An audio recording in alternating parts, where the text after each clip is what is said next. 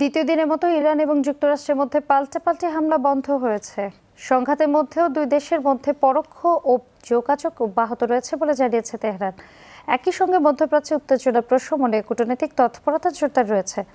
এর প্রভাবে পড়েছে আন্তর্জাতিক জ্বালানির বাজারে। বিশ্ববাজারে তেলের দাম কমেছে প্রায় ৫%। বিস্তারিত জানাচ্ছেন সুরাইয়া মুন্নি। 2 দিনের বিরতির পর মধ্যপ্রাচ্যে কিছুটা স্বস্তির আভাস।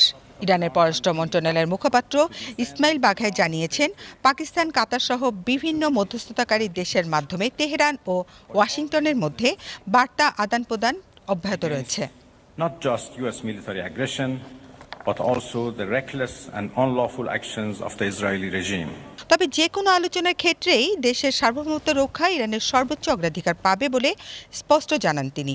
গণমাধ্যমকে দেয়া সাক্ষাৎকারে ইসমাইল বাঘাই অভিযোগ করেন, সাম্প্রতিক হামলার মাধ্যমে আলোচনা চলাকালে তৃতীয়বারের মতো যুক্তরাষ্ট্র বিশ্বাস ভঙ্গ করেছে।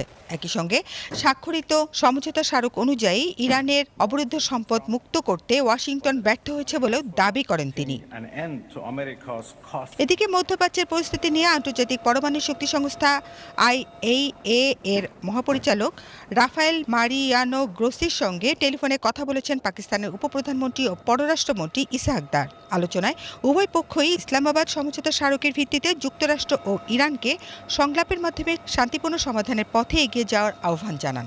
অন্যদিকে ইরানের ওপর টানা 2 সপ্তাহ সামরিক অভিযান চালানোর পর যুক্তরাষ্ট্র অভিযান সামরিকভাবে স্থগিতের ঘোষণা দেওয়ার ইতিবাচক প্রতিক্রিয়া দেখা গেছে আন্তর্জাতিক জ্বালানি বাজারে।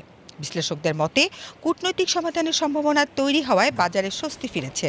বিভিন্ন আন্তর্জাতিক বার্তা সংস্থার তথ্য অনুযায়ী ব্লেন্ড ক্রুড তেলের দাম 5.77% কমে ব্যারেল প্রতি $91.20 নেমে এসেছে।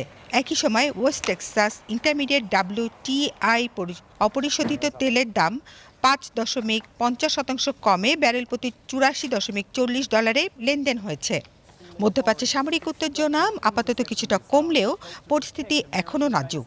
এখন নজর কূটনৈতিক আলোচনার অগ্রগতি এবং সেটি দীর্ঘমেয়াদী শান্তির পথ খুলে দিতে পারে কিনা সেদিকেই তাকিয়ে রয়েছে আন্তর্জাতিক সম্প্রদায়। Suraiya Munni, BTV news.